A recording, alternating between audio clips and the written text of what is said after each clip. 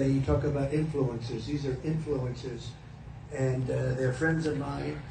Jack Posobiec, where's Jack? Jack, who's done a great job.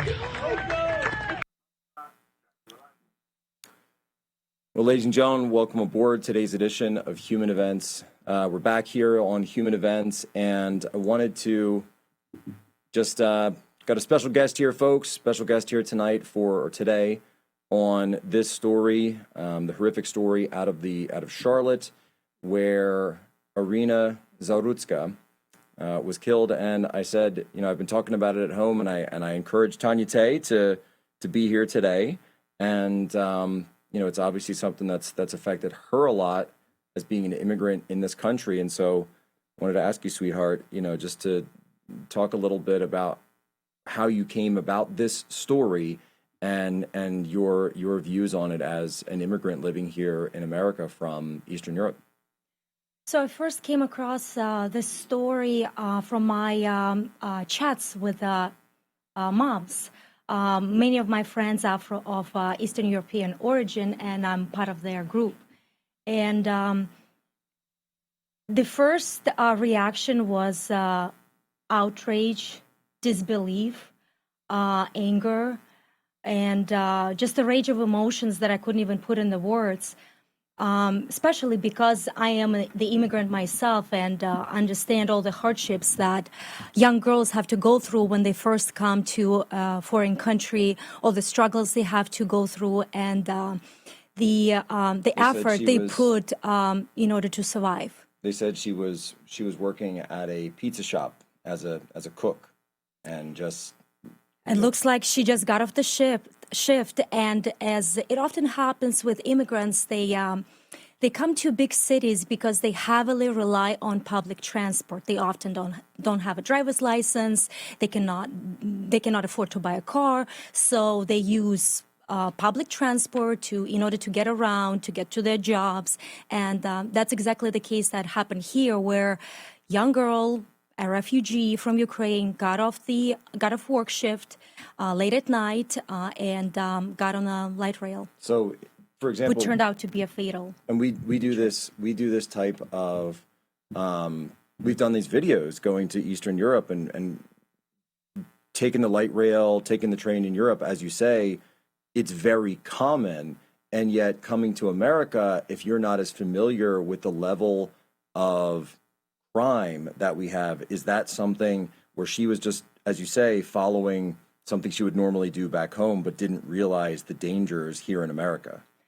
In Eastern Europe, everybody uses public transportation. It's extremely safe, late at night, super early in the morning, and it's so common for people to be using the public transportation. So somebody who is new to the country, who needed to get around to and from work, it is pretty common for her to rely on public transportation, and at the same time not understanding the true ramifications of being in a big city and all the crime that comes after dark. Well, in U.S.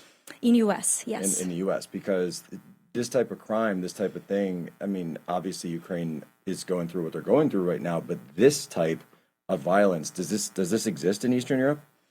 Like I mentioned earlier, it's very safe to get around the public transport in Eastern Europe.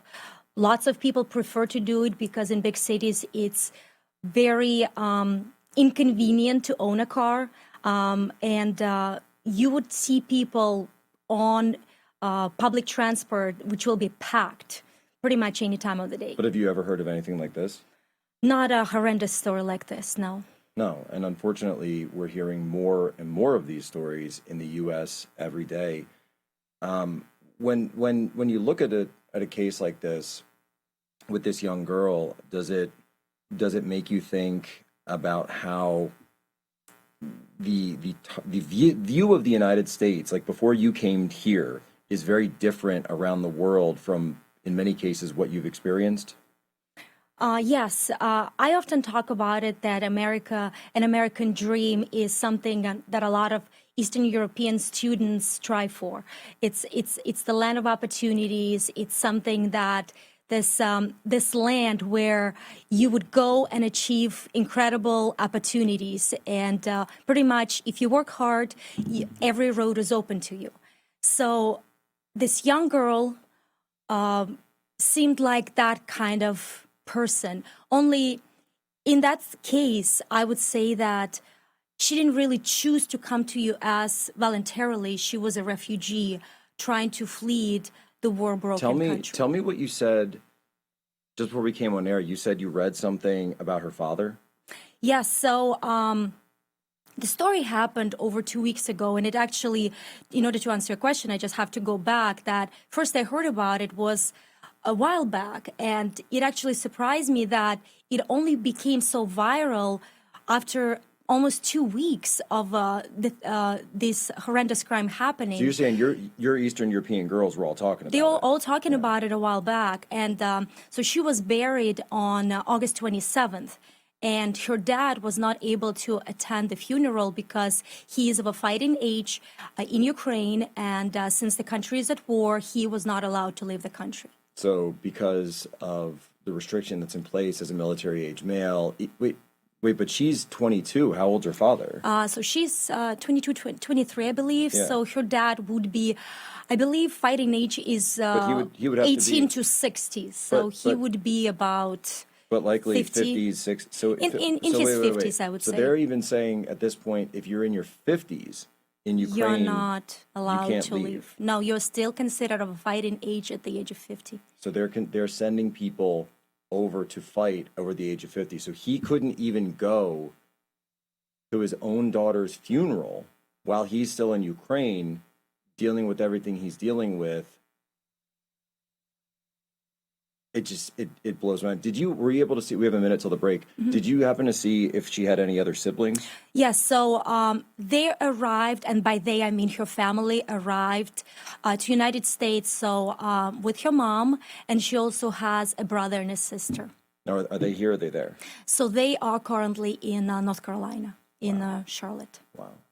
So he sent his family abroad during the war to be safe. To be safe, to seek asylum in a foreign country, and they actually encountered a far greater tragedy than they probably would if they stayed home. And they went home. Usually this is the part where I ask it, can you stay for a little bit longer? Because I'd like to ask more, but I think you will already, won't you? Of course. She doesn't have anywhere else to go first, folks, and I've got the keys, so she can't leave. We'll be right back. Human Events Daily. Thank you for talking about this. This is an important one. Tanya Posobiec, our guest, talking about the horrific murder of Irina Zarutska. I'll be right back. Human Events Daily, Real America's Voice.